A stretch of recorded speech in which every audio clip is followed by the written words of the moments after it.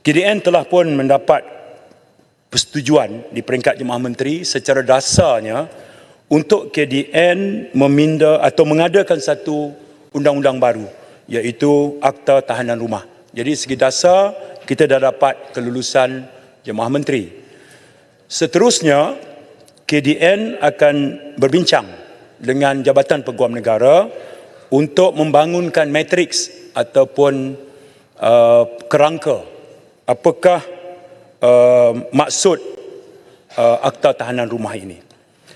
Dan di sana nanti KDN akan mengadakan libat urus dengan Parliamentary Select Committee yang berkaitan hak asasi, keselamatan dan mana-mana Parliamentary Select Committee yang dianggotai rakan-rakan ahli yang berhormat dalam Dewan yang berminat untuk terlibat. Itu yang pertama. Yang kedua, KDN akan melakukan sesi libat urus dengan semua stakeholders yang berkepentingan. Baik, apa latar belakangnya? Tuan Ketua, latar belakangnya ialah penjara kita ni sedang mengalami kesesakan. Setakat semalam 6 hari bulan, terdapat seramai 87,229 prospek di dalam semua penjara. Baik, daripada 87,229 ini ada dua kategori. Yang pertama, yang tinggal di dalam tembok penjara, berada dalam penjara. Yang kedua, yang Jabatan Penjara tempatkan dalam komuniti, iaitu pemulihan dalam komuniti. Baik. Pemulihan dalam komuniti bermaksud secara fizikalnya prospek ini tidak berada di dalam penjara. Mereka berada di luar. Bolehkah dari segi undang-undang kita melaksanakan ini? Jawapannya boleh. Di bawah Akta Penjara Seksyen 43, 45, 46, 47 ini membenarkan suatu peraturan dibuat. Kita dah ada peraturan penjara tahun 2000. Jadi kita keluarkan mereka ini melalui sistem parol. Kita keluarkan mereka melalui perintah kehadiran wajib. Kita keluarkan mereka melalui pelepasan banduan secara berlesen. Dengan mengeluarkan mereka daripada tembok penjara setelah mereka melalui tapisan Jabatan Penjara yang melayakkan mereka untuk kita keluarkan mengikut sistem yang saya sebut tadi, maka pertama, mereka juga akan terlibat dengan majikan yang menyediakan peluang pekerjaan pada mereka.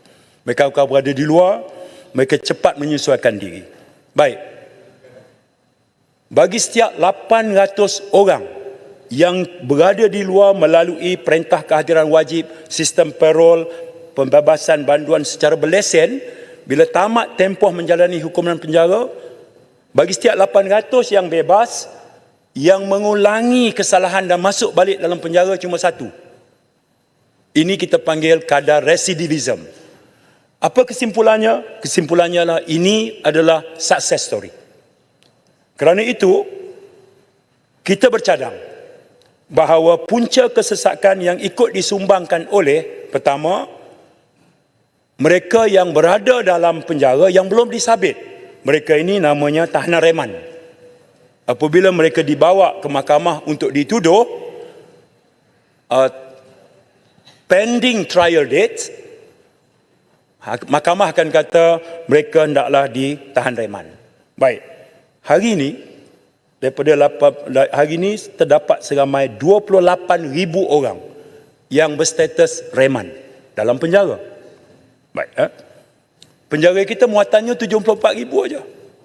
Kalau dah 28,000 adalah yang reman, maka inilah sasaran kami. Kalau Akta Tahanan Rumah ini boleh dibuat, hasrat kami, ini tertakluk nanti kita bincang, ahli yang berhormat bagi pandangan, akta itu akan, rang undang-undang itu akan dibentangkan. Hasrat kami ialah memberi kuasa kepada mahkamah untuk menimbang, kemudian memerintahkan bahawa yang ditahan reman ini hendaklah ditahan reman di rumah dan dipakaikan device sehingga tarikh perbicaraannya. Jadi kelebihan yang segera apa dia? Penjara kita akan menjadi lebih kondusif kerana tidak terlalu padat. Baik. Kerana itu, ikhtiar di peringkat Kementerian Dalam Negeri sekarang adalah kita sebut tahanan rumah ni kita kata tak layak diberikan kepada pesalah ataupun prospek ni yang bagi kes seperti ini. Yang pertama, apa-apa jenayah yang memperuntukkan hukuman mati dan hukuman seumur hidup, yang ni tak layak lah. Ini kes jenayah yang berat. Yang kedua, kesalahan di bawah bab 6 Kanun Keseksaan, bab 6A Kanun Keseksaan, bab 6B Kanun Keseksaan. Ini sebab keselamatan negara dan sebagainya. Kemudian kesalahan di bawah bab 3A Anti Pemberdagangan Orang, Atip SOM. Ini serius. Manusia ni ada maruahnya, ya, ada harga diri, tapi diperdagangkan. Jadi kalau mereka yang terlibat yang ni, mereka tak layak. Kemudian kesalahan serius yang membawa hukuman pemenjaraan 10 tahun ke atas. Kesalahan di bawah Seksyen 39B Akta Dadah Berbahaya.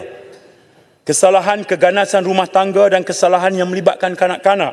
Dan kesalahan yang mempunyai hukuman sebatan mandatori. Ini tak layak. Yang kita sasarkan adalah tahanan reman dan mereka bukan dituduh di bawah jenis-jenis kesalahan yang saya sebutkan tadi. Kerana itu, kita berpendapat bahawa hasrat untuk mengadakan rang undang-undang ini adalah mahkamah mempunyai budi bicara untuk membenarkan mereka ini menjalani perintah tahanan di rumah sekiranya ya ianya berkaitan dengan nantinya keadaan kesihatan mereka, ya, yang boleh menyumbang kepada meredakan kesesakan.